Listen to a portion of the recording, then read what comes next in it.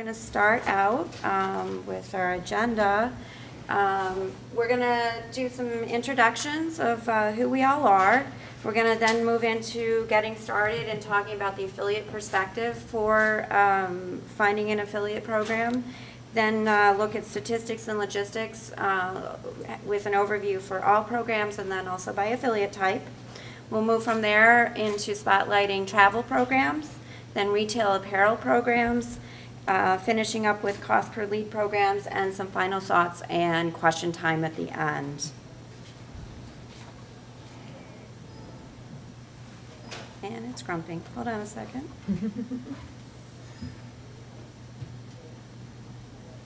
It's not going. Technology. Technology. Good morning, everyone, again.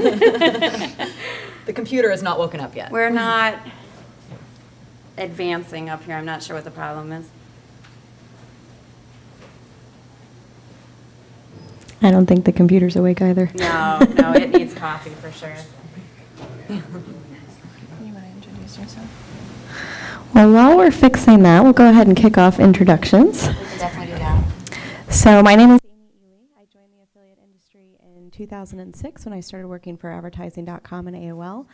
Moved to work for a global affiliate network in 2010. Worked there for a couple of years and started with Under Armour at 2012. I started off there managing the U.S. affiliate program, did that for a couple years, and then an opportunity came up to focus on our Canada business. So now I'm working on Canada e-commerce, including the Canada affiliate program at Under Armour. My name's Kim Salvino. I'm currently the Client Services Director for Performance Horizon Group, which is a SaaS company. And in the past, I've held a bunch of positions, either as an in-house affiliate manager, working on the network side, both merchant-facing and affiliate-facing, as well as for an agency. I've been doing this since 2005, so I'm an old lady. My name is Elizabeth Silvermaster, and I currently am the founder of Silvermaster Consulting. Previously, I've worked for a major platform, Commission Junction, as well as I worked for an agency for many years, and then had a small little stint with the publisher as well, a loyalty model that was very interesting as well. I've been doing this since about 2007. And my name is Karen McMahon. I'm known as the Affiliate Whisperer. I've worked for 9 years as a loyalty publishing affiliate, and I've also worked for the last 7 years as an affiliate manager and affiliate program strategist. So we're going to get started today talking from an affiliate perspective on how to go about finding the best affiliate program fits for what you're doing as an affiliate. First of all, with the affiliate landscape, there was a 2012 Forrester report that came out, and it was on the affiliate marketing industry, and they said that the industry is going to be growing by 2016 up to $4.5 billion. And the last I checked, we're well on target for that and ahead of schedule for hitting those numbers. So what does that mean for you?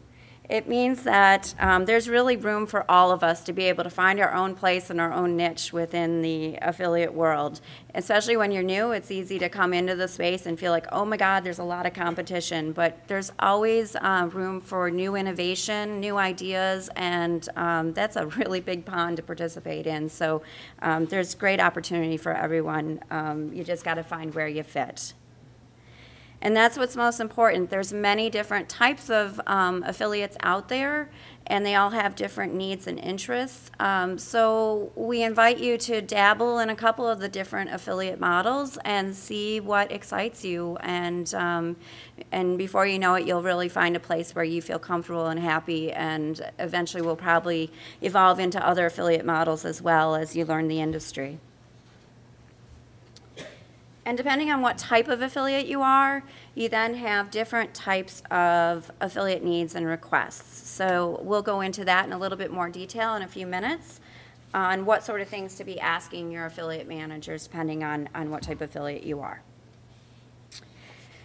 So next, let's talk a little bit about statistics and logistics. We're going to start with some overviews of all programs, and we're going to take a look at the 2014 and 2013 affiliate reports that are done by AFSTAT. And what AFSTAT is it's an affiliate marketing report where it surveys affiliates anonymously every year, and that information is compiled, analyzed, and then distributed. The 2014 report just came out about 2 weeks ago, and if you search for it online, you'll be able to access it. It's always free, and you can find other reports as well from other years. So let's start by talking about 2013 first. It's very interesting because the question that's relevant to our talk today actually changed between 2013 and 2014. So last year, affiliates were asked to pick their top 3 factors as what they look for when they're selecting their merchants to promote. And in this industry, we've said for a very long time that commission is king, and that came out on top in last year's report. And remember, the affiliates were choosing 3 of their most important issues. So next, product or service relevancy rang in, followed by affiliate network and tracking platform, then brand awareness and merchant reputation. Now, this is the 2014 report. And this time, the affiliates were surveyed to pick only one factor. So what was their top factor that swayed their decision? And when they had to choose only one, it's very interesting that the product and service relevancy came out on top. And this has become a really big industry issue. It's something that a lot of the merchants are really looking for. They want deeper content out of affiliates. So it's interesting that we're seeing this shift. And the commission actually bumped down to the 4th place on here. So, so coming in second, there was brand awareness, third, affiliate program reputation, then commission, then affiliate network, and the tracking platform. So we went ahead and adjusted the numbers because they were on 2 different scales between the 2 different years because of the way the questions were asked. And so this is kind of an apples to apples comparison on how things shifted around. So you can really see how the product relevancy shot up. The commission came further down in the list. And what I think is really interesting about this comparison that in both years, things like the statistics, like the EPC, which is the earnings per click, and some of the other statistics that we were often told in the past to definitely review and make sure that's very important. It's basically how well the affiliate is performing in the space, is not within the top 5 and not always in the top 10 in these reports at all. So, and these reports, all of these slides will be available online for you. So if you guys want to stare at these numbers a bit more, they're really interesting to take a look at it. So when you're talking about the affiliate programs themselves, there are certain things that when you've been around a while, affiliates love to see. And these are some of the top things that we like to ask our affiliate managers. So, so these are some things to consider, and never be shy. You know, always feel like you can reach out to your affiliate managers. So first of all, when you're reviewing an account, you want to see who is managing that affiliate program. Is it outsourced to an outside agency? Is it being managed in-house by a particular merchant? Is it being managed by the network? You always want to see a name and an email, a specific name of a person to contact, and preferably a phone number. You don't always get those, but you really would like to gather those whenever you can, so that if you ever have any problems, questions, or issues, that you have somebody you can directly respond to. What's really typical with a lot of network-managed affiliate programs is that sometimes you'll see like affiliate at such and such merchant.com, and so you're kind of always in a mystery as to who's the person on the other end. It makes it a little bit harder to build a relationship over the long term with people like that who don't want to, openly talk about who they are. You also, so along with that, I was saying never be afraid to reach out. You definitely want to make sure that your affiliate manager is responsive. So as you're enrolling in the program, make sure to definitely ask some questions and say hello and introduce yourself. You want to see if there are consistent new offers within the program. So as you're clicking through, you want to see, when was the last time they updated their creative? And, some programs get very stagnant. And by seeing creative updates, you know that somebody's actively working the affiliate program. You want to look and see if those offers are well written with the text links, and also whether the creative is of quality and up to date. Is it something that you want to promote once you see how they're dealing with their affiliates? And then you want to take a look at the newsletters and announcements once you sign up. Affiliate managers often send newsletters and such at least once a month, and some newsletters are better written than others. So some of the things you want to look for are, well, for instance, if there are offers that are being listed, if there's a direct link or the actual HTML is in the email, it's very easy to be able to pick that up and put it on your website. Some companies tend to, announce like, oh, this weekend we're having this great sale, and then there's no easy way to get a hold of that HTML. So then you have to go and sign into the network and go find the store and then scroll through all their offers to try to find it. And so it can be really a big time suck for you. So it's always handy when we have folks that handle their newsletters really easily. And you also want to make sure that they've listed the dates clearly of when they want you to put those offers up and take them down. You want to see if the merchant allows deep linking into their site. So conversions are usually always better when you can go deeper into the site and direct somebody directly to a category, a sub-brand that they're promoting, or a particular product, instead of landing them on the home page. So for a lot of types of affiliates, this is a really important factor, and we'll talk about that in a little bit. Then is the merchant site easy to use and navigate and purchase from? So here you want to actually go onto the merchant site and act like a shopper. Poke around on their site. Is everything moving along? Does it make sense? Are you landing in a shopping area, or are there informational pages that are kind of blocking your ability to get there? You definitely want to try out the shopping cart. Things like merchants who are not announcing what their shipping rates are until after you've put in your credit card information really pisses off a lot of shoppers. So if there are things that annoy you, they're definitely going to annoy the people you're marketing to, and so you're likely to not convert as many sales. So it's always really important to check all of these things and make sure everything's working smoothly as well. And then finally, you want to make sure that you are checking the merchant's policies and making sure everything is clearly stated. A lot of the merchants have specific marketing goals in working with affiliates, and they have do's and don'ts that they require of their affiliates. So you always want to read all the boring legal if even if it's kind of lousy to get through, you want to at least skim it and definitely read all the way through all the account information to make sure that you're not doing anything that's going to upset the merchants. They do like to kick you off their programs if there are problems. Okay, so now let's talk a little bit about the needs that are unique to each affiliate type. We're just going to hit some of the biggest groups of affiliates here and give you a couple ideas. So let's start out with folks that like to build couponing and coupon sites. Couponers usually really like to see new offers sent regularly. Every week is great. It just sort of depends on the retailer, but especially every month at the bare bones. And they like to see clear details. So are those links written very well?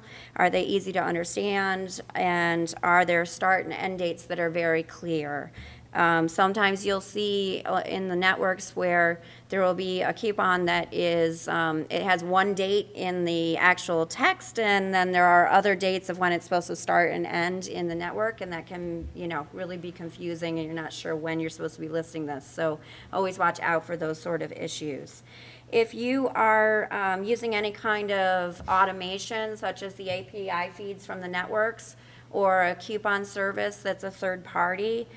Some of those, like the third party services, do clean up a lot of the text links and things like those date ranges I just mentioned.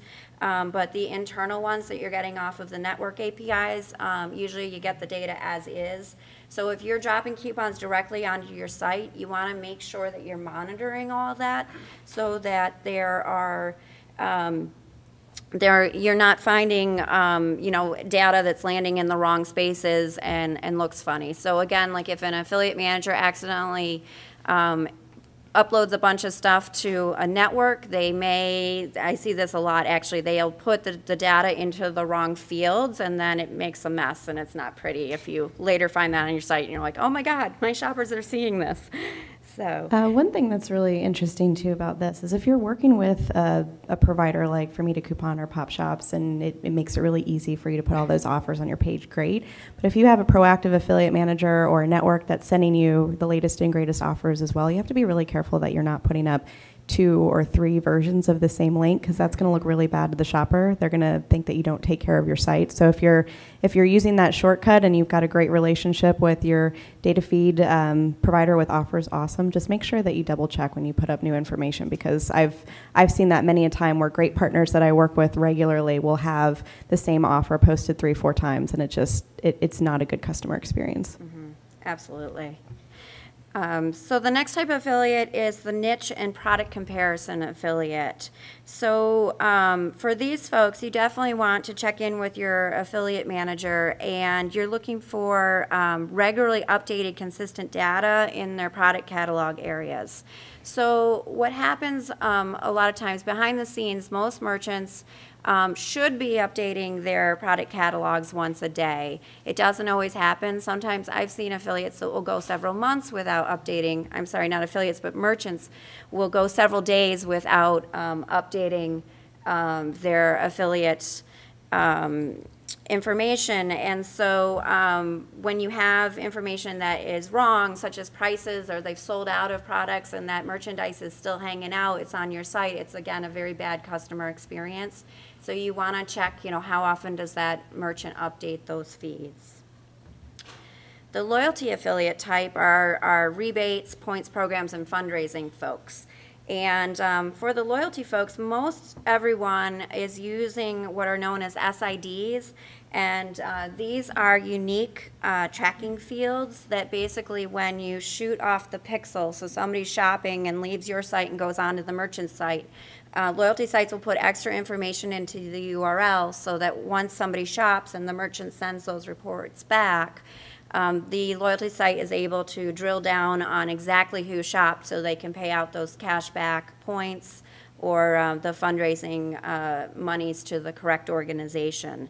And that's important too. If you have a shopper that goes to a loyalty site and then they get to the cart and they look for a coupon, and then potentially that tracking code will be overwritten because the last in is the one that gets it. So from a merchant standpoint, if you have that SID at the end and a customer who's purchased with the loyalty site said, hey, where are my loyalty points, you can actually go back and match it back because of that SID. Mm-hmm. And we have to do that a lot, actually, because I'm a loyalty affiliate. Mm-hmm. So, and then what you need to do is just keep an eye on that SID tracking. It does get dropped sometimes, so we have to just monitor that. And if you're finding that it's getting dropped on a regular basis, you definitely need to talk to your affiliate manager and have that conversation and let them know about that. And then see what you can work out, or if you're unable to, then it's time to possibly consider another merchant in the vertical that you are interested in promoting.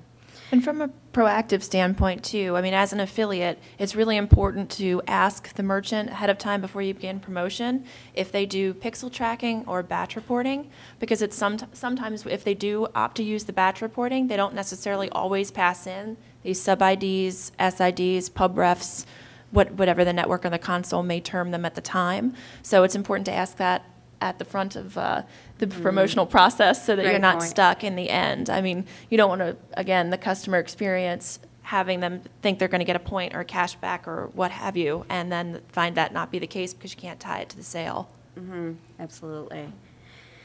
Okay, the next type of affiliate we want to talk about are the blogs and content sites. So when you're a content writer, these sort of folks really like to have merchant copy and individual copy available. So sometimes you can take that information right out of the account information that is listed in the network, but a lot of times it's really great to contact your affiliate manager directly. When I was managing programs, I would try to rewrite that initial content at least once a year so it updated the brands and such that we were wanting our affiliates to promote. So you want to make sure that stuff's easily available, and again, you need to talk to your affiliate manager for that. And also, blog and content sites really like to go deep with products and brands and categories, sub-brands, that sort of thing. So you want to make sure that the program that you're wanting to join has deep linking options on their links, which allows you to link to anything within their site and not just land people on the home page. You'll have a much better conversion, and your shoppers will be much happier as well. Okay, next we're going to talk about the search engine marketing folks. These are the folks that like to bid on keywords. So what's really, really, really important, we can't stress this enough, is you really need to make sure that you pay attention to the merchant's policies. And they usually have it pretty clearly spelled out at this point as to what you can and can't bid on. Usually can't. Most merchants do not want you to bid on the branded keywords anymore. Though if you do build a long-term relationship with your affiliate managers, sometimes you can work out special situations where certain merchants will allow you to explore maybe covering bidding on regions that they're not covering, or the off hours, or particular sub-brands or categories that they're not covering. But again, do not do this on your own, because it makes a lot of merchants really unhappy, and the affiliate managers will reverse your commissions and will eventually kick you out of the program after a couple warnings. So, but there's lots of opportunity there, so we just invite you to play nice up front. Next, if you're a lead generation affiliate, you want to ask how the company is managing their fraudulent affiliate actions. So fraud is an issue with these sort of programs sometimes, and if a lot of lead generation programs have a certain budget per campaign, so once they hit that budget, the program goes away, and fraud really can affect everyone. So if the fraud isn't caught until later, all those payouts go out, and then you as an affiliate not only have done a lot of work for a short-term campaign, but you also may or may not get paid on those campaigns. This is an area that you want to make sure that you also have the right customers for the merchant that you're promoting, because that's oftentimes how fraud can occur, is that you might be incentivizing people to sign up, or maybe you're working with an additional partner who's helping you supply leads, but you don't actually know where the lead source is coming from, and then you've paid out all of this money, and then at the end of the month, of course, half of your transactions are returned. So you want to be very clear on where your customers are coming from and what they're signing up for, making sure that they're a good fit. And finally, cost per click. These are the affiliates that like to run ads, and then you're paid for each click that goes on where somebody clicks on your ad and goes through to that offer. You want to make sure that the ad creative is relevant to your audience, and that there are really solid calls to action that are noted in those banners. You want to, again, make sure that you review the upfront information and talk to the folks running those programs to see what restrictions, such as the budget restriction or the incentivized traffic like Elizabeth just mentioned. And you definitely want to make sure that they are relying on dependable click tracking technology, and the reporting is quality. CPC programs can happen quite often in lead programs. So you want to be certain, again, like we just talked about, that your customers are the right fit for the program, because again, what you can do is you can run up budget, not have a single conversion, and then you're very quickly turned off. So it's very important for you to have the right fit for the program that you're going to be promoting, and making sure you understand what their end goal is and what that end budget is. Okay, and then this is just an example of some of the well-managed affiliate programs to consider, and you can talk to us afterward about any of these programs, and we can direct you as to where to look for them. So now we're going to move on to Kim, and she's going to talk about travel programs. Thank you. So I've managed and worked on, consulted with a variety of different travel programs, Sandals, Apple Vacations, British Airways, Caesars Entertainment. So I've done the airline, I've done the hotel, I've done the packages and all of that. So what I've done is I've put together some things that I think affiliates should ask for ahead of time, the basic building blocks they should look for, and then what good programs do and what excellent programs will offer you. Obviously, commission structure is important. We did see with AFSTAT that it's not as important as it used to be, but at the end of the day, it's a pay-for-performance channel, so you guys are not doing this for free. Margin-based, largely, and a lot of affiliate programs have different payout structures. So with retail, you're used to getting a percentage of sale. And with travel, sometimes it's a lead. You know, you want to sign up for a travel-related newsletter. Sometimes it's pay in advance. You know, maybe it's pay for the booking. Sometimes it's paid on consumption. So it's important to ask, of course, your affiliate manager how that's going to be paid to you, because it's important to understand upfront. Along with that, the cookie duration. So 30-plus days are nice. Folks tend to take a little time to think about their vacation plans. Sometimes they have to talk to, you know, their family, mothers-in-law. I couldn't say that that would be a great vacation for me, but they have to get everybody together if it's a big group and coordinate everyone and take care of the payment and things like that. So it's not your typical, oh, I need a shirt to run, or, you know, a book bag because school starts in a week. It takes a little bit of planning there. I would also look to ask about phone tracking. Again, if it's questions or if it's a bit of an older audience, maybe they're not comfortable placing that booking online for whatever reason, see if there is phone tracking available. A lot of folks won't put that in the program descriptions, so it's very advantageous to ask those things up front, as well as mobile. So I would definitely check or test what that mobile experience looks like as a consumer prior to promoting the program, and make sure that they have the tracking that's necessary on the mobile site. It's you know, it's kind of sad how often that's overlooked. Yeah, not all affiliate programs have mobile tracking, so that's definitely important to ask about. Also with reporting requirements, as I said earlier, there's really no way to see exactly what's sent over when the pixel fires. So I would ask up front, what kind of data can I expect to see in the console from an affiliate perspective? What kind of reporting can I see? The merchants may have access to data that would be really important for you to see as well. They just may not be passing it along in the reporting features that the network offers.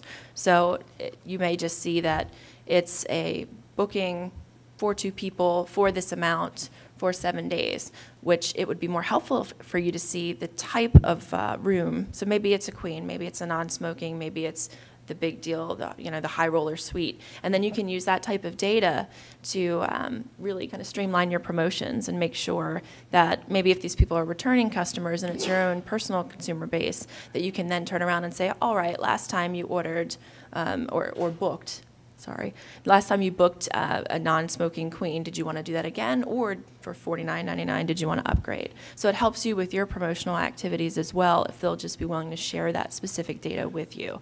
And sometimes all it takes is asking. Again, using the sub-IDs, the pub refs, to track your different channels is very important. Make sure that the network and the merchant allows that to happen.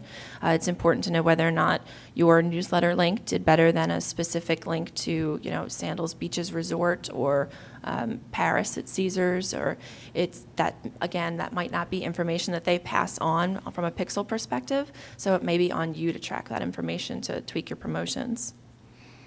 Commissionable items disclosure. So I saw a lot of travel programs where it's assumed that if you refer a sale, you get a commission for it, and it's not, of course, spelled out that you won't. So I really recommend asking if it is on confirmed bookings, if it is on initial booking, if you get paid if someone, upgrades the suite after the fact, if they do group travel online. Some sites don't do that because they expect people to call in so they can upsell them other stuff. And you want to make sure that if that's your traffic that you're spending the time to refer and market to, that you're getting that commission that is due to you. So these are the promotional materials that I would expect any good travel affiliate program to offer up front. A data feed, preferably API access. It should be based real-time information, and it should reflect their inventory as they have it on the website. So if you work with online travel agencies or what they like to call OTAs, there's no reason you shouldn't have access to the same materials that they have. Clean creative, as always, with compelling calls to action. Click here doesn't work as well, of course, as book now, book today, secure this rate, best rates here, that kind of thing. Again, the ability to deep link, not only within the site, but with travel affiliates within the actual booking engine. So if you can say, this particular promotion runs for $49 a night from this time to this time, you can deep link directly into the engine and land your customers right there. If it's a global travel affiliate program, then their creative should be available to you for all of the markets that they are available in, as well as the languages and currencies. They should provide a keyword list that's acceptable. Again, for our paid search affiliates, you don't want to assume that it's allowed, but if it is allowed, then they should go one step further and say, not only is it allowed, but here are the keywords that we recommend, just to give you a starting point. Best practices, hotel trends, inventory information, quirky quotes, maybe, who knew that Marilyn Monroe may have stayed in this particular suite with whomever she chose to, in whatever year, just little tidbits like that that really help the content affiliates to be unique, to offer something above and beyond what everybody else is saying. Travelocity, they're good folks, but at the end of the day, that's who you're competing against. So you really have to take that extra time to make yourself stand out, and Google loves that unique content. These are the folks that'll go above and beyond. This is the stuff that I look for to give them kind of a 5-star rating, since we're talking about travel. White label functionality. So if you have the ability to kind of brand yourself, they should be able to give you that same availability. Widgets, dynamic search boxes, interactive video content, anything that, again, makes it unique, makes it appealing to your site audience, because you're working hard to get the attention of those eyeballs. Your job is to refer that traffic. Their job is to convert it. They should offer you some on-site tours. If you're pushing their stuff, there's no reason that you shouldn't be able to go to Vegas and check out Paris and stay where Marilyn stayed, and be able to give your audience that unique content, that review experience, and having the ability to be authentic as well. And the good programs do have those trips, and they're wonderful. Access to exclusive rates, pre-release promotions, any flash sales. If their goals are to put bodies in beds, folks on flights, then they should be able to give you the access to the last-minute things that they're pushing, so that you can do the same. Co-branded capabilities, your logo, their logo, all of that good stuff. They should be able to give you the HTML code, make it as easy as possible for you. And then they should be able to provide you some good content tips. Infographics, Google loves them, some infographics I've learned by accident, but I thought, hey, it just looks like a big image, nobody cares about that. But I was actually really surprised by how well that did for affiliates. Slideshow presentations, press releases, good quality photo images. I don't know about you, but I don't want to pay $2.99 a night to stay in what may look like a grainy photo room. I don't know if that's an end table or a fridge, but they should give you those nice, crisp, clean images that are going to help you pre-sell them. Property descriptions, again, if they have a spa, I might want to know that. If they have a gym, I might not want to know that, but other people might. So if there are specific restaurants or bars, for example, here, there's a ton of meeting space, and then there's also a Starbucks and whatnot. So that's all things that people are going to find, sways their decision as far as where they stay. A list of unique amenities and inclusions, and then whether or not they're pet-friendly or eco-friendly. So those pet owners, I have a hermit crab, so I can't really speak to dog people and whatnot, but they really love that's an extension of their family. So if they can bring Fluffy along, and they didn't know that ahead of time, and they'd rather not board him or her, then that's important. So again, it's making sure that you are a little unique. You're not the Travelocity of the world. You're not the big conglomerate online travel agency. You're somebody who's providing that above and beyond service for the consumer, and that pre-sale for the retailer at the end of the day. Okay, we're now going to move on to Amy, who's going to talk about retail apparel affiliate programs.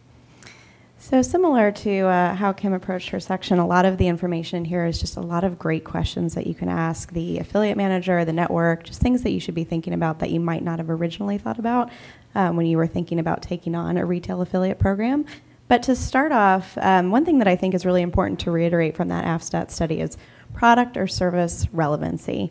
And so kicking off in the retail section, it's just important, is this a brand, is this a retailer that you're passionate about? Is it something that you would buy? Because that's going to shine through in the copy that you're putting together, how you place their ad. If you're passionate about that brand and you stand behind it, then you can convince the customer then to shop there. And if it's a brand or a retailer that you're interested in, but maybe it's not a right fit for this one site that you have, are you willing to start a new site or a new section of a site that would really capture the right audience there if it's something that you're passionate about? So I think that's really important when you're looking to start with a new retail program. Also, it's important, I mean, obviously working for Under Armour, we appreciate the fact that most people have heard about our brand before. But sometimes there are brands that are out there that are a little bit less recognized, and if you're passionate about them, great. But think about it from the customer perspective. They're probably going to be more likely to convert on a brand that's familiar to them, one that they know isn't just, a quick startup that's going to turn around and shut down in a few months. So that is definitely a consideration when you're thinking about conversion rate. And also, as Karen had mentioned earlier, go through the shopping experience. Go through the shopping experience on desktop, on mobile, on tablet, because if it's frustrating for you, it's frustrating for the customer. That's going to impact conversion and influence your commission, which we all like to make money, so that's going to be something to think about. Also, it's important to think about, based on the sites that you have out there, or if you have content or you're doing PPC, does what they offer fit in with your marketing plan? If you do big pushes around back to school, Father's Day, holiday, does that retailer naturally have great products that are going to fit within those timeframes? And if so, fantastic. You have yet another resource and yet another program that you can show to your customers when you're talking about great gifts for dad or great backpacks for back to school. So that natural fit is going to make things a lot easier for you. And one thing I don't have listed on this slide, but has been mentioned a little bit before, and I feel like is the most important, is does that program have an affiliate manager or a network rep that is responsive? I can't stress that enough, because if you don't hear back from those folks and you have great ideas about how you can grow the program and they don't respond to you, then you're not going to reach your full potential. So it's important to check on that in advance. Next, looking at the program structure, so there's a lot of things that go into commission and understanding what you're going to get paid for, especially with retail programs. And Kim touched on some of these before, but with a retail program, there's often the dynamic of, do you get just a base commission rate or do you get paid more if you drive more revenue? Now, obviously, if you're a bigger player and you can get more for driving more revenue, awesome, you can make lots more money. If you're a little bit of a smaller player, you want to make sure that you can still get a decent commission rate, even if you're not driving the sheer volume. Perhaps you're driving great quality customers that are coming through, and you should get rewarded for that. Also taking a look to see if it's a revenue share across the board or if it's a commission per product. Sometimes some retail programs out there will say, I will pay you $7 every time that you sell X product. And that's just something to factor in when you're deciding what you're going to make the most money off of. So it's important to know up front what that case is. And does the commission vary by product? Sometimes retailers want to sell more of their high margin product, and so they'll give you an elevated commission perhaps on footwear because they know that it's something that if they sell more of, they make more money, so they want to give you some more money to sell that product specifically. And a lot of things that I'm hearing, brands and retailers and even beyond that, the larger scale, is really looking at new versus repeat customers. They want to make sure that they're getting incremental value, so that's important for you to know as an affiliate. Is there a different rate that you're going to receive, or are you going to be judged based on new or repeat customers? And make sure you know that up front, because if that is the case, then ask for data and ask and understand how you will get feedback on the type of customers that you're driving so that you can find out if you can truly grow with that program. I've had experience with certain affiliate programs where a returning customer might be a customer that's actually shopping on the fourth time. So a new customer can be actually somebody who shops the first, second, and third time, but by the fourth time, they're actually returned. So as Amy said, it's very important to ask what the specifics for those terms are. Right. Also, it's important, especially as you get to gifting and holiday shopping, things like that, find out if gift cards are commissionable. Find out if you get commissions on employee orders or if those are going to come out with corrections in the end. I mean, Obviously, it's a great thing to promote gift cards around the holidays, but if you earn commissions with certain programs on those gift cards, then those might be ones you want to feature a little bit more. And then just understanding how cancellations, partial returns, things like that will influence your commission. Are you going to get a portion of that commission back if only part of that order was canceled, or do you lose commission on the whole order? It's just understanding how that retailer is set up technically to reward you for a portion or all of the sale. And as Kim had mentioned before, cookie duration, another key question. Obviously, if somebody's buying retail, they don't need quite the amount of time to decide on that usually as they do a travel program. So those cookie durations tend to be between 7 and 30 days. Obviously, the longer cookie duration, the longer period of time that you could get credit for that sale. So that's definitely a bit more attractive. And as I mentioned before, look and ask for conversion rate. Understand how their customers perform on their own site before you decide to invest a lot of time and money. And as with all of these, if you don't see the answer to these in the program description or the terms and conditions, ask. And if you get a response, that means you have a proactive, responsive program manager, which is definitely a good sign. All right, I'm going to move through the rest of these a little bit quicker so we can have some time for Elizabeth at the end. So just the high-level tracking and reporting, as Kim mentioned, do they track phone orders? That can be very helpful for you from a commission standpoint. Does the mobile site work properly? If somebody buys from a different region and you're signed up to the U.S. program, are you going to get credit for a Canadian order? Are you going to get credit for an overseas order? Some programs have different ways that they can work that for you, but it's important to see where your traffic is coming from and if you're going to get credit for those sales. And it's also important to see what type of reporting you have. If you could get product level data and then see what's converting best, then you can focus more time and effort on those particular products.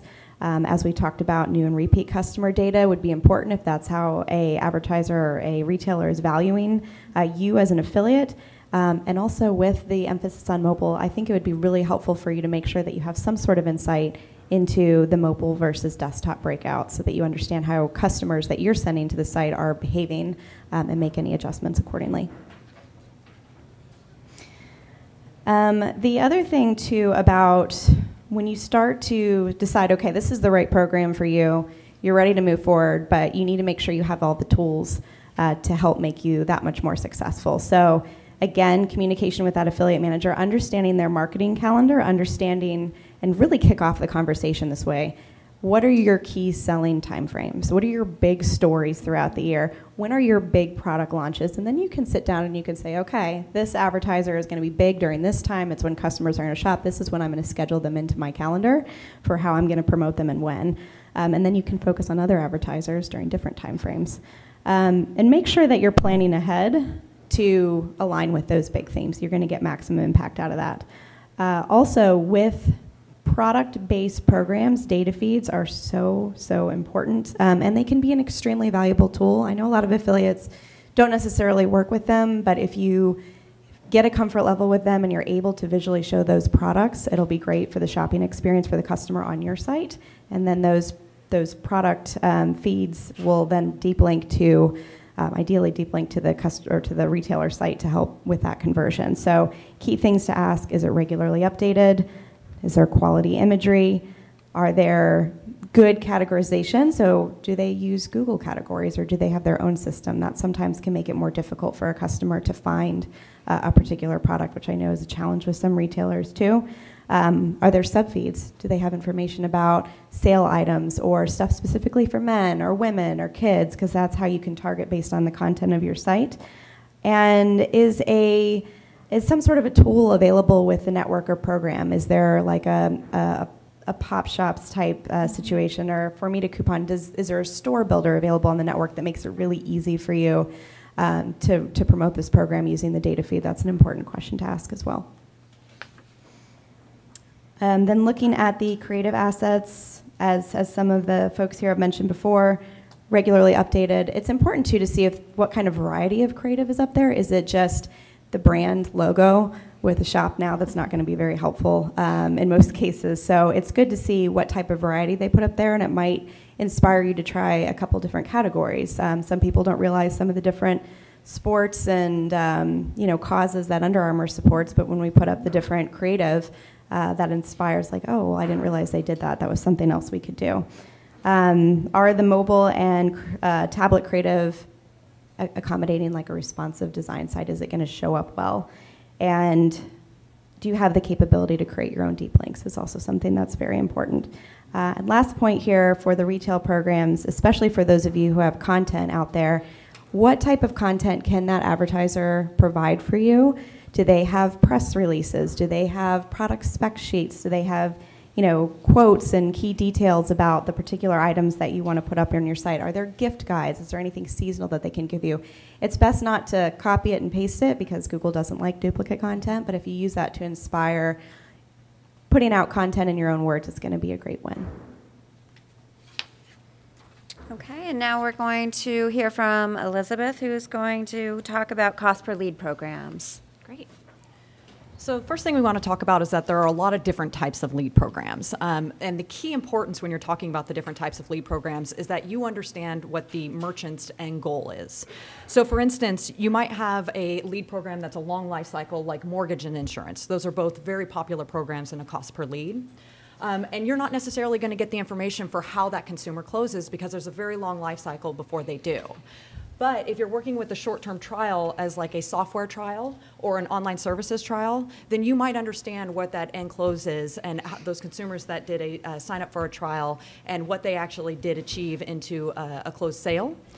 And so if you understand that you have good leads that then close quite often, you can work that to understand and ask for increases in commission rates and actually ask to be put on a lead program as opposed to on a sale program, which oftentimes the short-term trials and the future payment with travel and rentals really focus more on the sale than the lead.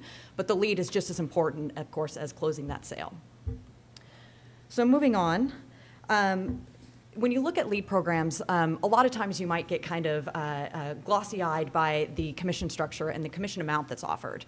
So you might get a program that's actually offering you $50 per lead that you send them, but maybe when you actually take a deeper dive into what that lead form is, it's going to take a lot to get a consumer to sign up, and therefore a lead program that offers you $10 but a much easier lead form for you to convert on is going to be a better fit for you than that long, drawn-out, lots of information required type lead that might pay you significantly more. So we say that the commission structure is often based upon the amount of information that's required for that lead. So you want to kind of take a look at the lead form yourself, and you want to go, is it easy to follow, and is it simple to fill out?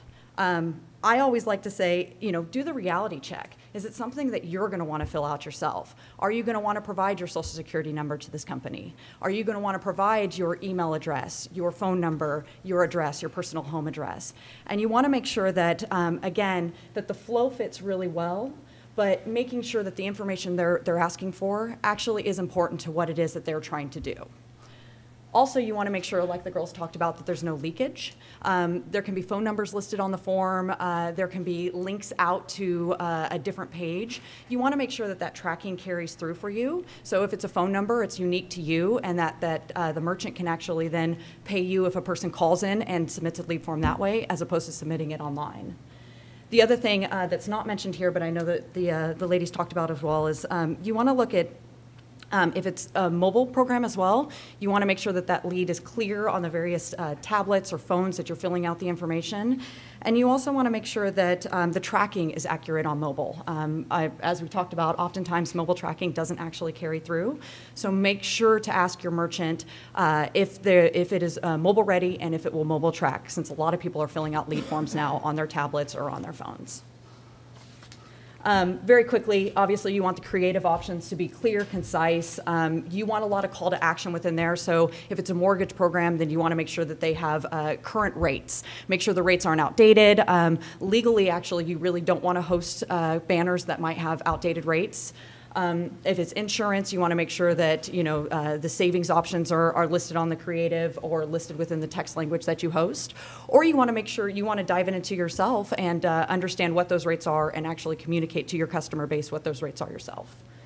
And then also for lead-based programs, email is a great way to get customers convert on lead-based, but you want to make sure that those emails that are provided to you are very clear as well, just like in the banner creative, and have the rates listed and make sure to have all the information you need to really encourage that customer to fill out that lead form. And make sure that you're collecting emails in a CAN spam, or if you're in Canada, CASL compliant way. Very important to check in on that.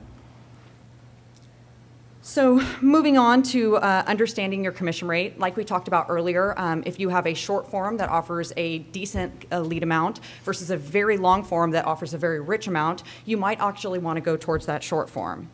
One of the instances is credit cards. Credit cards are oftentimes going to kill your conversion. So on a trial program, if it's, you're getting a lead offer on a trial program and it looks very attractive, but they're asking for a credit card, that can kill your conversion rate significantly, because obviously people are a little bit more concerned to give out that credit card information on a trial program, as opposed to maybe just having a sign up and then they can sign their credit card in after they've had the trial in order to upgrade to that sale. But again, for the consumer, if that credit card is asked for later, then what you're going to have is you're going to have a decrease in sales. So your leads that come through might not convert to sales quite as well. So it's all a math game, really, between you and the merchant, and making sure that what you're providing to them does actually back out at a decent rate for them and a decent rate for you.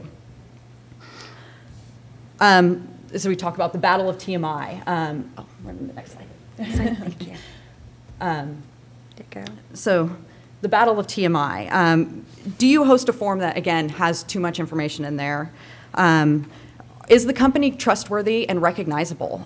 This is one of the instances where you'll see a lot of issues when, if you have your customer base and they're close to you and you go to sign up a mortgage form. I don't know if any of you guys have ever signed up on a mortgage lead form, but how many phone calls do you get afterwards? Oftentimes you can get, maybe 2 phone calls, maybe 10 phone calls, maybe 20 phone calls. It's really important for you to understand what that customer does, or what that merchant does with that information, and how they're going to actually address your customer afterwards. Because again, if you have that relationship, you might lose your customers based upon the fact that they came through your site to fill out that lead form and then got harassed by the companies afterwards because they were resold to multiple companies that then contact them to try to sell their products.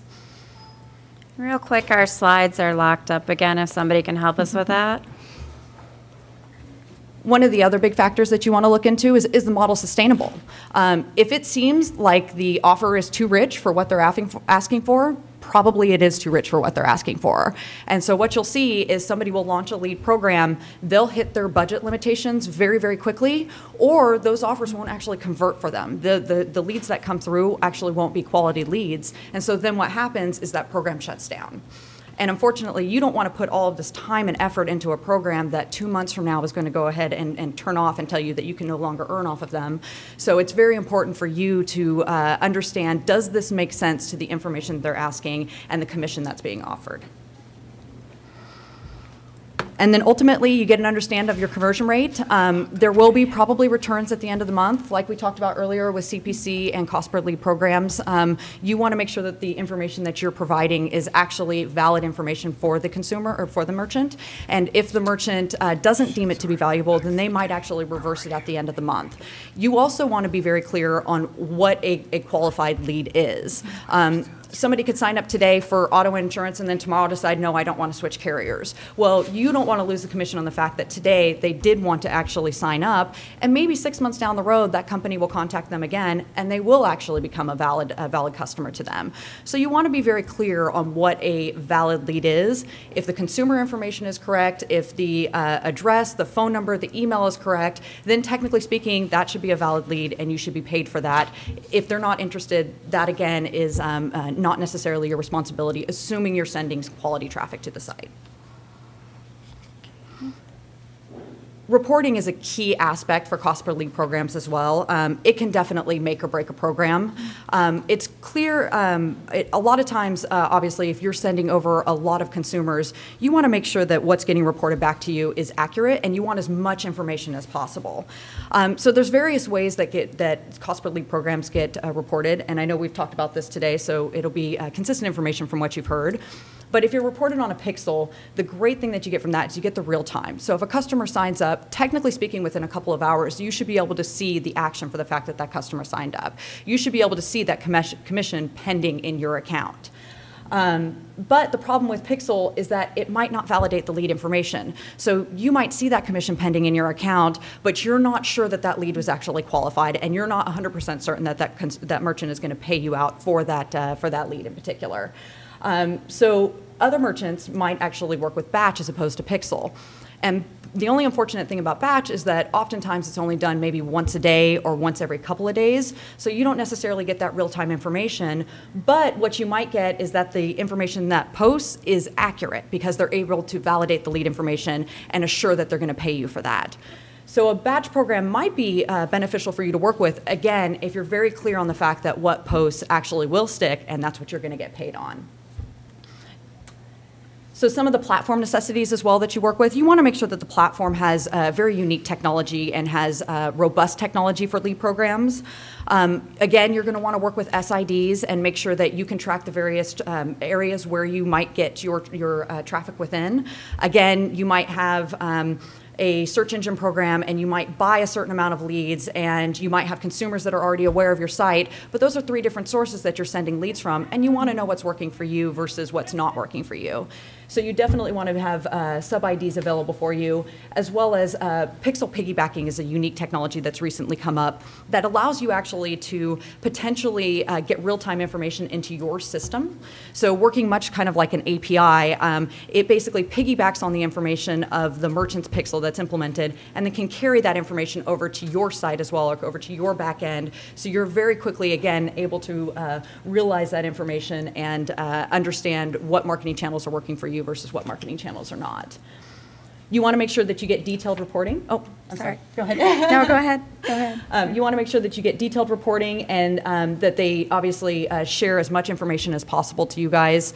Sometimes the platforms will share certain information. Sometimes they'll share more robust information such as geography, which can be very, very important to a lead program. Sometimes other demographic information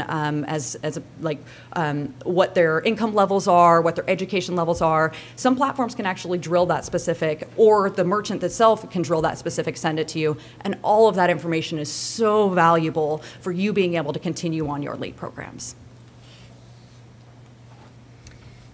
And now, just to summarize, we just each have some final thoughts for you. So first of all, make sure that when you're looking for your affiliate programs that you find a place in affiliate marketing that you love and enjoy. Look for affiliate programs that are well managed and provide resources that you need to be successful. Mine was initially to make sure that you understand the commission structure, anything that you can do, anything that you can't do. But honestly, after listening to these ladies, and we've done a couple of walkthroughs, we've all stressed the importance of data and the fact that advertisers really need to make that available to you so that you can be more successful in the traffic that you do pre-qualify for them. So don't be afraid to ask. As an affiliate manager, I love getting emails and phone calls, and that means the more questions you have, the more engaged you are, the more likely you are to do something. So if it's a data point that you need, don't be afraid to ask for it. And my final thought was definitely choose programs that you are proud to support, and that goes back to that product and service relevancy from that AppStat report that will really shine through in your performance on the program.